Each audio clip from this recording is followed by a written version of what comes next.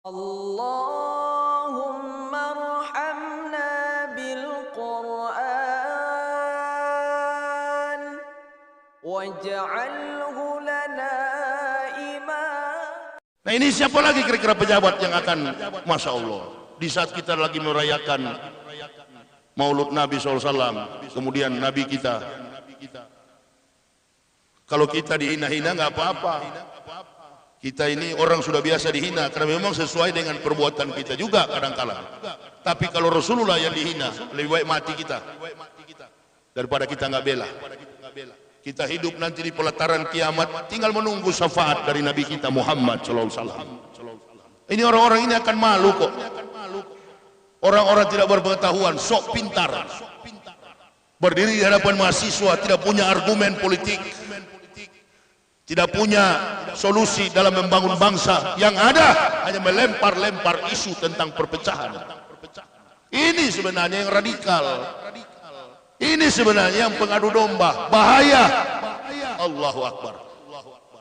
Ini yang memecah-mecah belah persatuan dan kesatuan bangsa. Mayoritas kita orang Islam ini. Tapi bersabarlah ibu bapak, memang sudah begini dunia ini. Semakin hari semakin kita melihat Islam terus yang diganggu. Kami di lapangan ini, Allahu Akbar, penderitaan, beban mental, iman. Ibu bapak cuma di kota Medan, kami ini keliling Indonesia merasakan betul bagaimana kami ditekan dalam berdakwah itu. Tapi apakah seorang pendakwa dia kuat atau lemah? Kalau lemah dia tiarap, berhenti dia, robah materi yang pelan-pelan. Saya pribadi nggak begitu, semakin kau tekan saya, semakin melawan. Kalau yang lain tiarap, makin ditekan tiarap. Oh saya enggak, Yahya Walohni enggak lah. Ini bukan kaleng-kaleng ini, anak Medan ini. Pokoknya sikat, libas, berantas.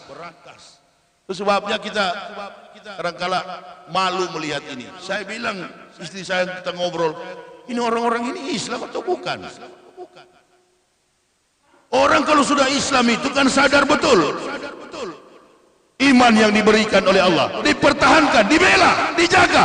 Kalimat yang utama, ketika Allah menitipkan iman di dalam dada, maka seorang Muslim, ya ayyuhalladzina amanu in tansurullah yanzurkum wa yusabbit aqdamakum.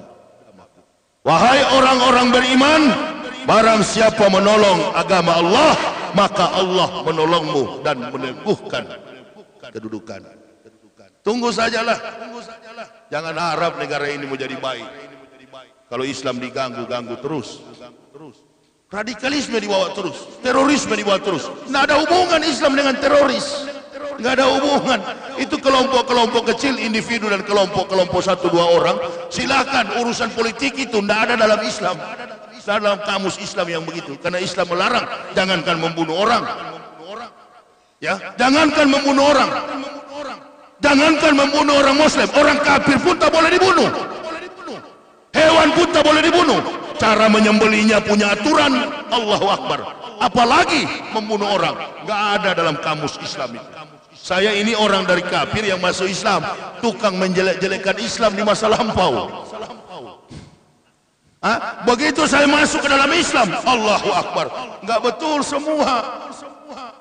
Ternyata Islam itu agama yang membawa ketenangan jiwa, agama yang mendidik manusia menjadi manusia yang Rabbani, yang bertuhan.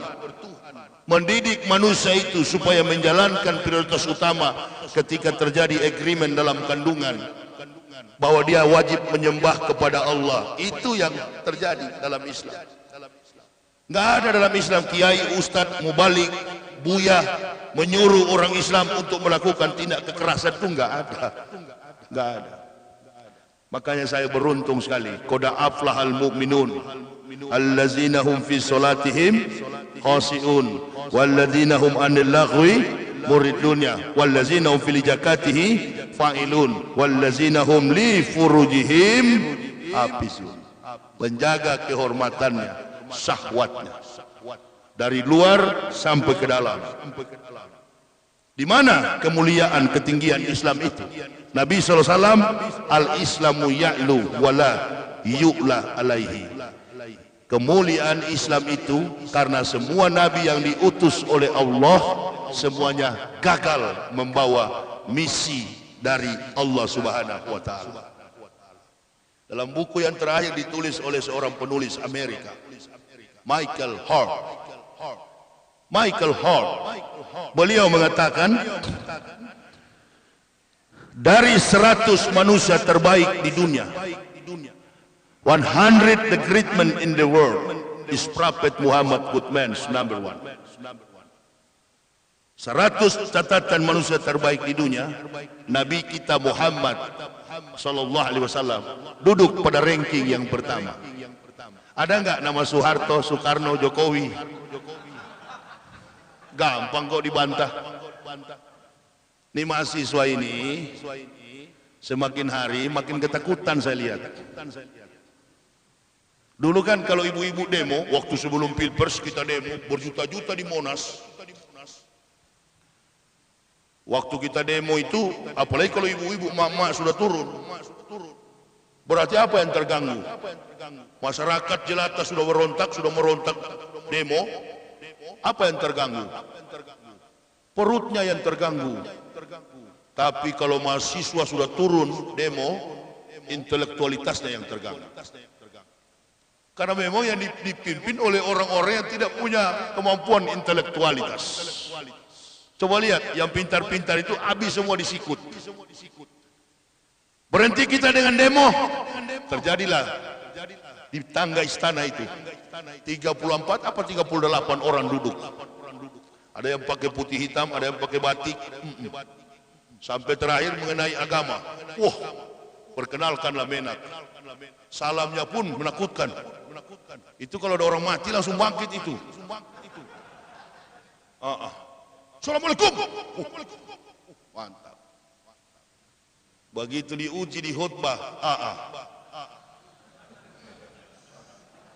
Saya waktu baru masuk Islam 3 hari, khutbah saya begitu. Tapi masih lebih bagus lah sedikit saya. Enggak dalam mengucapkan.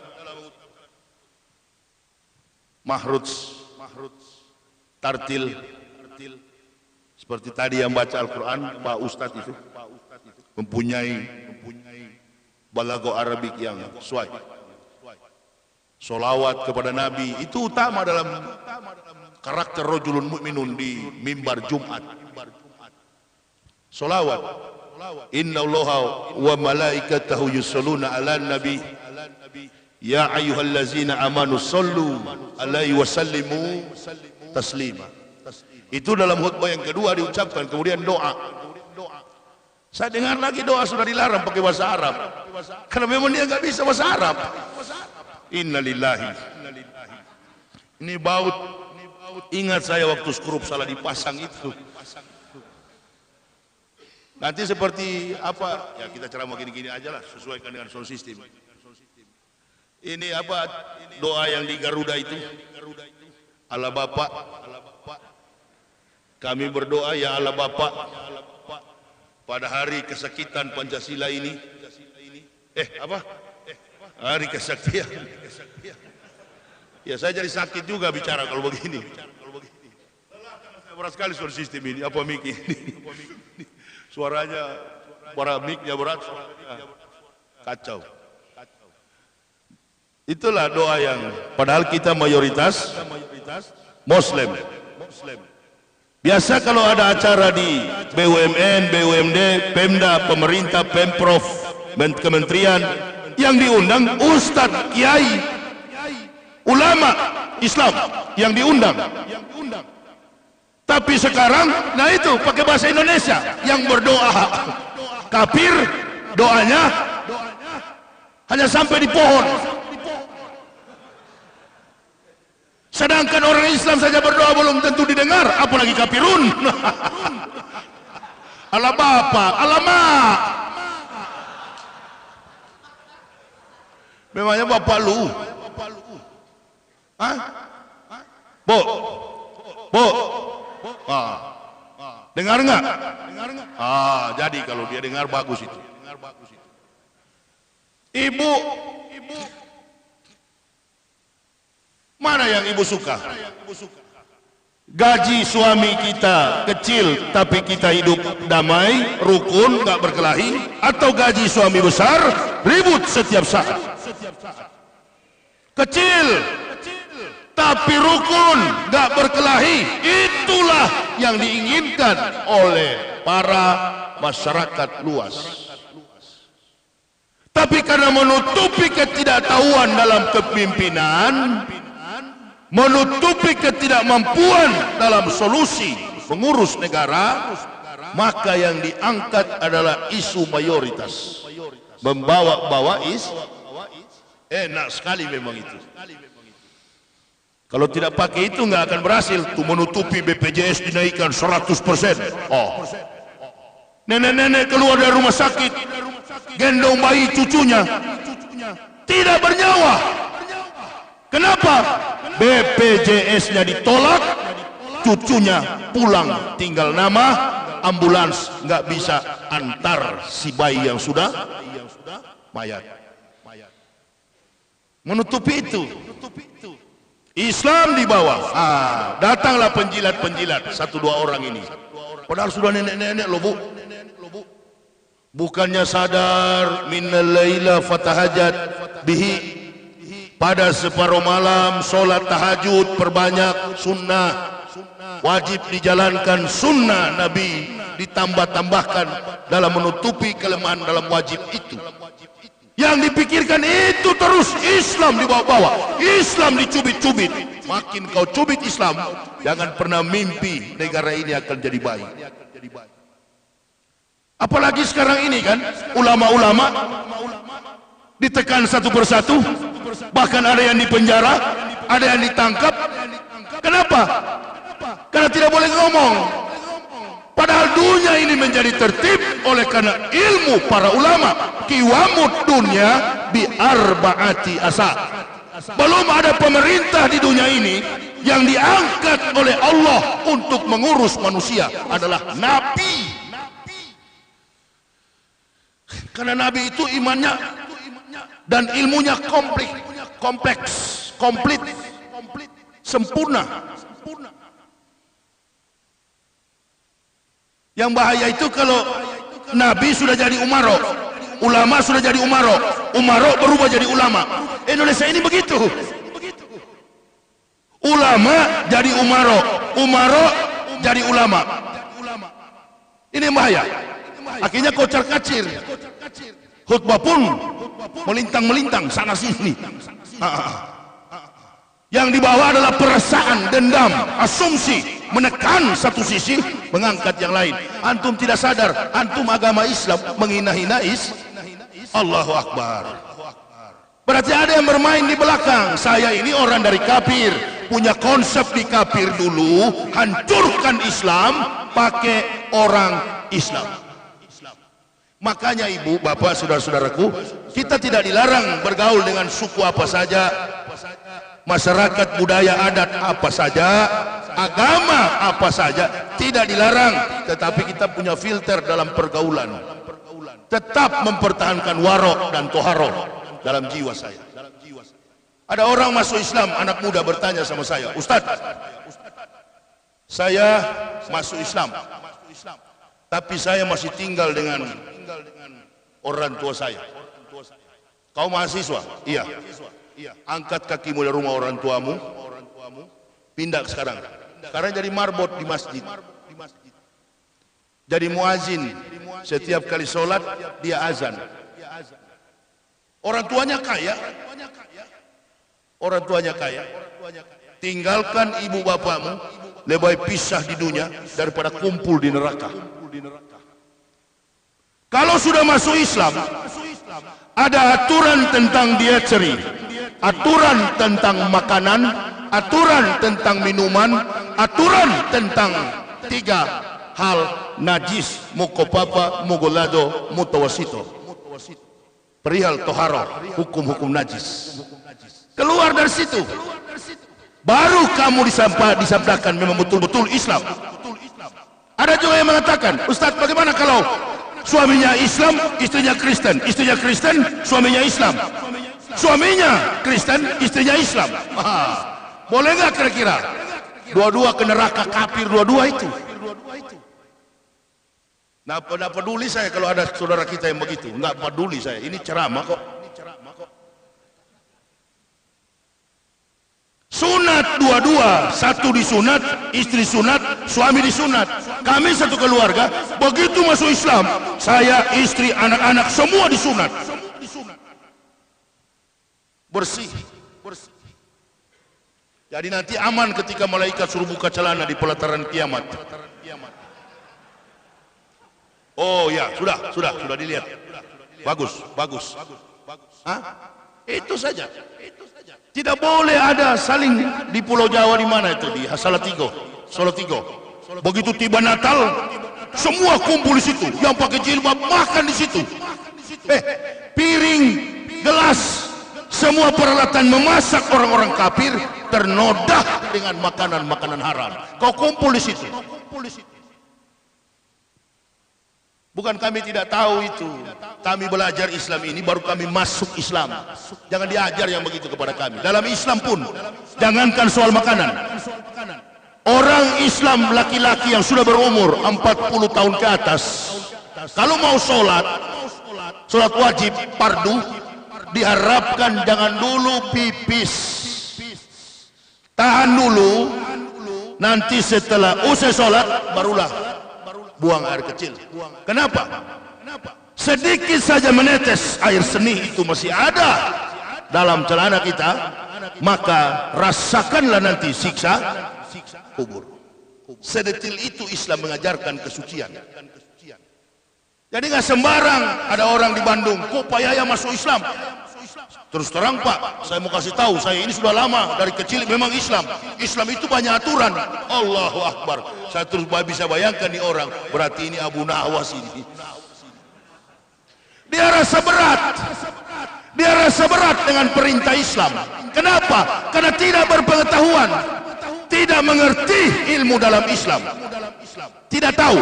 Kalau orang semakin cinta kepada Islam, dia semakin mengerti ilmu Islam, justru makin ringan dia menyampaikan, bahkan mengamalkan Islam itu. Gak jadi ukuran. Saya kasih contoh. Baru 3 hari saya disunat, saya ajak bini saya sholat berjamaah. Karena susah saya melangkah. Disunat dengan cara tradisional, dijepit dengan bambu, baru dipotong. Selama 2 minggu saya pegang-pegang begini sarung. Jadi saya bilang istri saya, yuk kita sholat subuh. Istri saya tanya, tengok kemana Pak? Tengok ke jendela. Pikir saya kiblat itu di mana ada jendela orang Islam itu kiblat. Berapa rakaat Pak? Berapa kali kita sujud? Mainkan 20 kali. Pokoknya. Bahkan saya suruh istri saya, bini saya, jadi imam. Saya makmum. Sambil duduk saya di belakang. Ini baru 3 hari masuk Islam, baru disunat. Tapi pingin sekali untuk sholat. Dia berdiri duduk. Rupa-rupanya diintip oleh Pak Komarun, Kiai Haji Komarun Sofa. Dia intip. Al-Fatihah pun baca dengan huruf Latin. Nah gitulah seperti yang di mimbar tadi itu. Haqqa tuqati, bukan haqqa tukati. Tidak ada kaf. Kaf itu kaf. Qaf. Belajar ikro, ternyata baru ikro 1 sudah naik mimbar. Ketahuan lo. Baru ikro 1, kalau baru ikro 1 nggak boleh, ini mimbar suci kalau Jumat kawan. Jadi nggak ada orang Manado itu Islam, kafirun. Kita juga bermarga, nama marga saya itu Waloni. Nggak ada Waloni itu orang Islam, nggak ada. Nanti saya masuk Islam baru yang lain ikut-ikut. Begitu bangkit kami ditanya Pak Komarun sholat subuh, salah Pak, kiblatnya bukan ke sini, ke sana kiblatnya. Karena baru 3 hari belum tahu istilah Islam. Pertanyaannya sekarang kepada ibu bapak, apakah kami salah di hadapan Allah? Enggak. Benar kami, innamal a'malu, niat kami beribadah kepada Allah. Tapi kami baru masuk Islam, masih ada garansi. Tapi ini persoalan ente hafal Al-Fatihah menyebut pun salah. Bukan dari kafir. Al-Fatihah kau sebut Al-Fateko. Ini kalau teko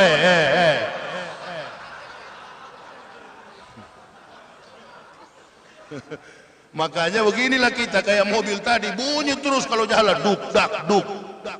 Besok-besok resapel ganti onderdil. Apa kami salah? Enggak salah. Ibu apa yang tertawa? Allahu Akbar. Di hadapan Allah kami tak bersalah. Justru kami benar. Yang salah itu tahu arah kiblat, tahu jumlah rakaat, hafal suratul Fatihah. As-salatu khairum minan naum. Padahal cuma dekat sekali masjid. Tapi Al-Falah enggak lah. Saya pernah 2 kali lewat sini. Kalau sholat subuh sampai di pohon mangga nih jamaah. Penuh sampai di bawah pohon mangga situ. Ini Masjid Al-Falah. Jadi di hadapan Allah enggak ada salah. Karena baru belajar, baru masuk Islam, terkungkung dalam kekafiran berpuluh-puluh tahun.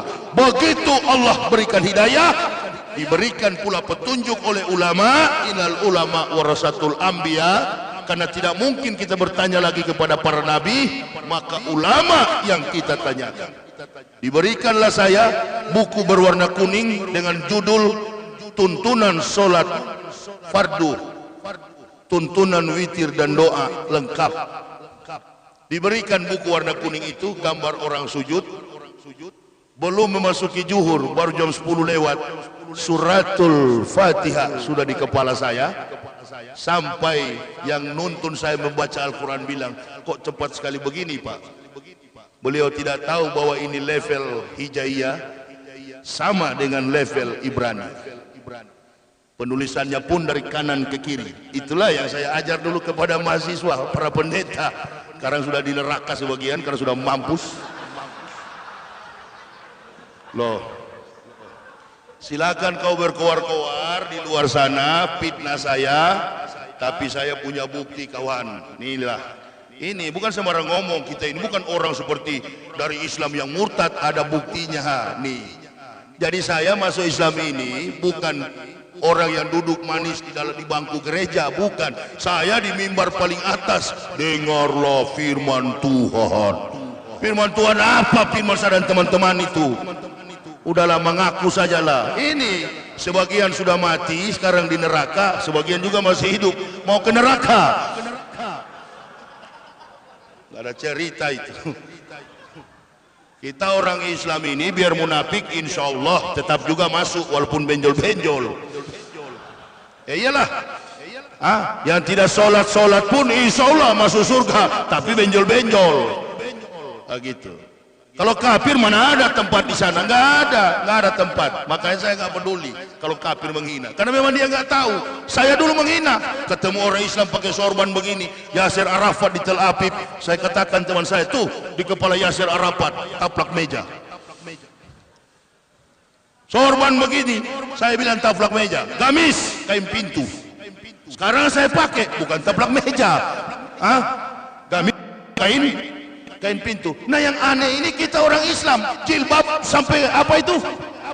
Cadar pun dikritisi. Ada positifnya juga. Kalau di kantor sebagai pegawai apa boleh buat, ikuti saja aturan lepas nggak apa-apa. 8 jam dinas lepas. Nanti kalau pulang kantor baru pakai jilbab lagi. Apa pakai? Cadar. Nah begitu juga nanti kalau mau meminang dipinang oleh laki-laki, jangan pakai cadar Bu.